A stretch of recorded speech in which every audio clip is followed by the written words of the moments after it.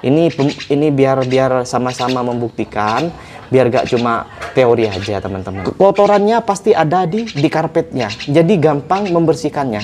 Soalnya risih kelihatannya, dilihat di mata itu gak enak kalau ada kotoran di pinggir-pinggir ini teman-teman. Nah, kalau sudah ada di bagian tengah gini, otomatis ketika mau buang kotoran langsung jatuh ke bawah. Nah, ini ada di tengah. Coba kamera deketin sini. Ini sekarang sudah ada di atas. Ada yang sama nggak kasusnya di rumah? Kotoran burung kenapa sampai ke jeruji? Nah, sampai sekarang ini saya yang kepikiran. Nah, ini kotoran burung. Padahal sudah ada tangkringannya. Kalau burung jalak seperti burung besar, burung jalak, jalak suren, jalak wito, jalak kebo, ataupun burung kepodang, saya tidak heran lagi kalau misalkan kotorannya sampai ke pinggir-pinggir gini, Kak. Nah, ini teman-teman, sampai ke pinggir-pinggir kalau burung yang ukurannya besar. Cuma herannya, kenapa kalau burung yang kecil yang ukurannya tidak terlalu besar seperti terucuk, kutilang, itu masih juga ada kotorannya sampai ke pinggir gini, Kak. Sampai ada di pinggir. Nah, ini Kak, coba kamera. Nih, sampai ada di pinggir gini.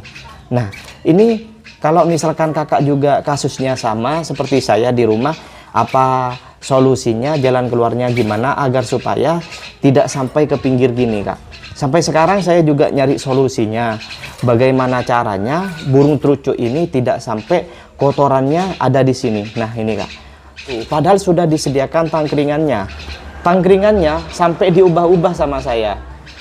Ada yang di atas, ada yang di bawah, sampai kadang dikasih 1, dikasih 2.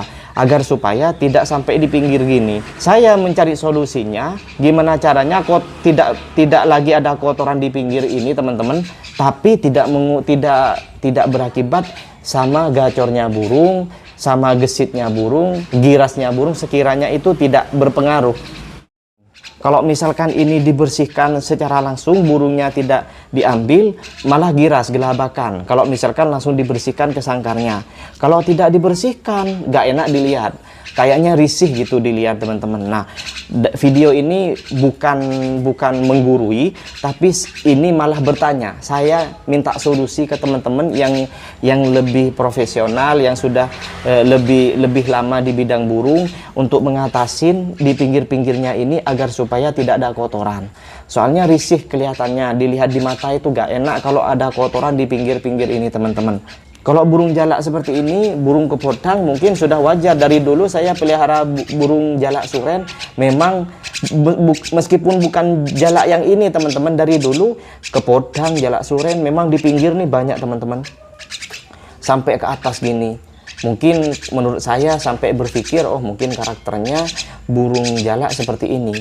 Tapi kenapa kalau burung terucuk di pinggir seperti ini? Bahkan kutilang juga. Apa harus dikasih tangkringan 3? Apa harus ditongkos terus? Nah, itu tujuan video ini. Mungkin teman-teman ada solusinya, gimana cara ngatasin agar supaya tidak ada kotoran sampai di pinggir ini, teman-teman. Nah, ini kotoran nih, teman-teman, kotoran burung nih, kotoran burung sampai nempel di jeruji. Ini meskipun di sangkar kotak ataupun di sangkar bulat seperti ini, tetap ada nempel di jerujinya. Entah ini apa karakternya burung. Padahal setiap digantung, teman-teman, setiap digantung, ditaruh di depan rumah, di teras, tidak ada di jeruji gini burungnya. Nah, sama saya diakalin, teman-teman, sama saya dicarain. Biasanya kalau terucuk ini, ketika saya mau mengganti pakan ataupun minum, langsung nempel di jeruji. Otomatis ketika dia mau buang kotoran, nempel di jerujinya. Nah, ini dikasih paling tinggi, teman-teman, dikasih tambahan tangkringan, tapi ditaruh yang paling atas. Nah, daripada nangkring di jerujinya, ketika saya mau mengganti pakan atau minum, biar nangkring di atas. Nah, biar ketika keluarkan kotoran, ketika lagi mengeluarkan kotoran, langsung jatuh ke bawah, tidak nempel di jeruji, teman-teman. Nah, ini coba di atas, coba. Nah, daripada, nah ini teman-teman, maksud saya ini. Nah, ini ketika tangan saya masuk, teman-teman, ini ternyata nangkring di atas sudah, tidak nempel di jeruji. Soalnya kalau burung yang semi, setengah giras, tidak jinak, ya seperti ini teman-teman. Nah, ternyata ampuh teman-teman. Dikasih tangkringan ditambah satu, paling atas, ternyata burungnya langsung nangkring di tangkringan yang paling atas. Biasanya kalau tangkringannya satu, meskipun dua, tapi ada di tengah, di posisi ini teman-teman. Nah, ternyata ada di atas teman-teman ya. Kalau udah seperti ini posisinya, tidak akan jatuh ke pinggirannya teman-teman. Ke bagian pinggir ini ketika mengeluarkan kotoran. Nah, kalau sudah ada di bagian tengah gini, otomatis ketika mau buang kotoran langsung jatuh ke bawah. Nah, ini ada di tengah. Coba kamera deketin sini.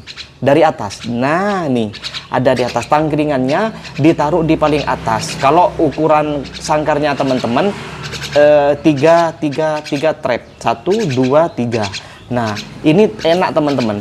Kalau misalkan burungnya semi, entah itu trucuk, kutilang, ataupun itu burung jalak, ketika tangan masuk tidak nempel di jeruji. Otomatis ketika nempel di jeruji, saya ulangi lagi, ketika nempel di jeruji burungnya itu meninggalkan kotoran. Nah, kalau yang risih kayak saya, gak enak dilihat kotorannya, otomatis kebingungan teman-teman mau membersihkan sangkarnya. Nah, sama saya diakalin, dicarain, ternyata bisa. Ini barusan tidak ada tangkringan yang jauh, tangkringannya cuma satu, ternyata burungnya nempel di sebelah sini. Sekarang ada di sebelah atas. Teman-teman bisa lihat sendiri. Tadi yang video pertama ada di pinggiran gini, sekarang sudah ada di atas. Nah, ternyata ampuh. Kalau burung yang semi tidak jinak, ketika mau mengganti kotoran atau mengganti minum, kasih tangkringan yang jauh dari lubang ataupun pintu. Dari pintu masuk tangan, agar supaya ketika takut sama tangan kita tidak nempel di pinggiran jerujinya, ada di atas. Otomatis ketika dia sambil mengeluarkan kotoran tidak nempel di jerujinya teman-teman. Nah, ayo naik lagi ke sini di atas. Coba mendekat kamera, biasanya naik lagi. Ayo naik ke atas. Coba naik lagi ke atas. Ini biar sama-sama membuktikan, biar gak cuma teori aja teman-teman. Ayo naik. Coba naik ke atas lagi, naik, yuk, nangkring, ayo, nangkring di atas, jangan sampai mengeluarkan kotoran di situ. Nah, ini teman-teman.